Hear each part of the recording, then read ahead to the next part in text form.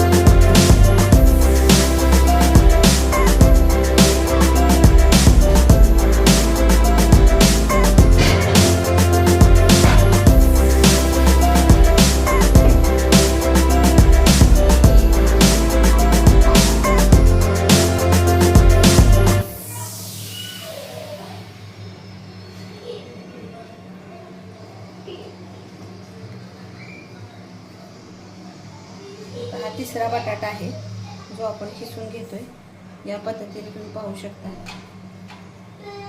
आणि हा बारीक शाबू आहे, त्यामुळे त्याला चिकटपणा लवकर येईल।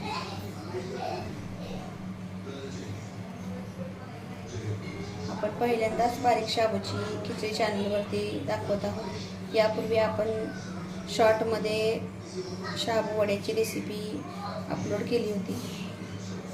ते शाबू वडे खूप छान झाले होते, पुरीसारखे टम्म फुगले होते। आतमध्ये कोणतेही शाबू तसाच कच्चा किंवा आतमध्ये जास्त शाबू लागत नव्हता, पुरीसारखे त्याचे लेअर होऊन आतमध्ये पोकळ अशी आपली शाबू वड्याची रेसिपी झाली होती। तर अशा पद्धतीनं आपण बटाटा खिसून घेतलेला आहे, तुम्हाला इथं दिसतच असेल।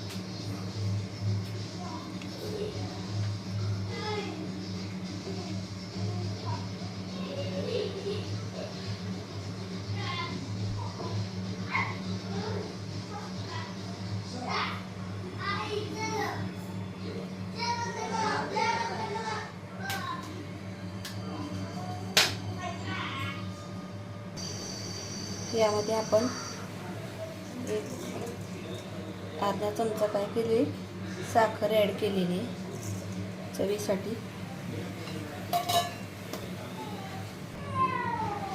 चवीनुसार याच्यामध्ये मीठ ॲड करायचं, कारण मीठाशिवाय ओलसरपणा येणार नाही.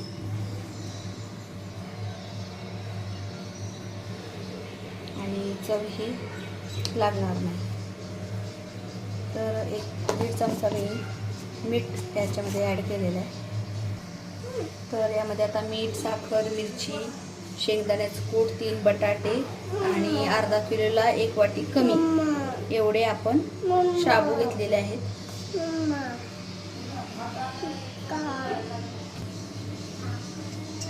तर आपण थोडा अगोदर चमच्यानं एकत्र करून घेऊ आणि मग मिक्सर आपण काय करूया, शाबूचं पीठ मळून घेऊया.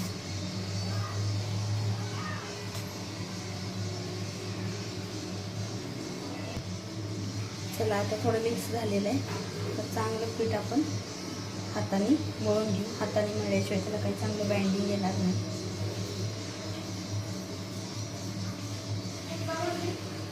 कारण आपण हे शाबू रात्री भिजत घातली होते पाणी काढून, त्यामुळं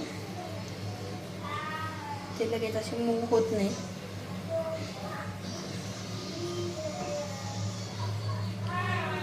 चिकटपणा येण्यासाठी आपल्याला थोडं मिक्स करून घ्यावं लागेल. 10 मिनिट आपल्याला असं एकसारखं सगळ्या बाजूने मिक्स केल्याशिवाय त्याच्यामध्ये चिकटपणा येणार नाही. तुम्ही जर याच पद्धतीनं सगळं करून पाहिलं तरच तुमचे शाबू वडे तेलामध्ये फुटणार नाही आणि पुरीसारखे टम्म फुटतील. बऱ्याच जणींचे तेल धरतात, शाबू वडे तेलामध्ये फुटतात, किंवा जरी फुटले नाही तरी शाबू वडा आतमध्ये तसाच शाबू धरून राहतो. तर आपल्याला पुरीसारखा शाबू वडा करायचा असेल तर तुम्हाला याच पद्धतीने शाबू वडे करावे लागतील. अशा पद्धतीने पीठ चांगलं मळून घेऊया चिकटपणा येईपर्यंत.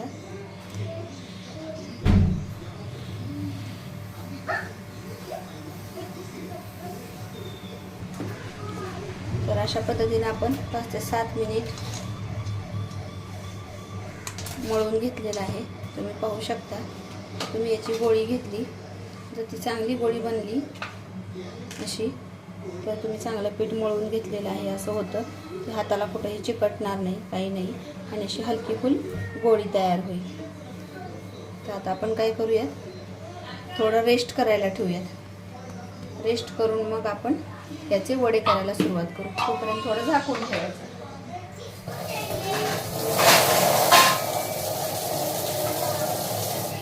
तर मी आता हे थोडं झाकून ठेवते आहे.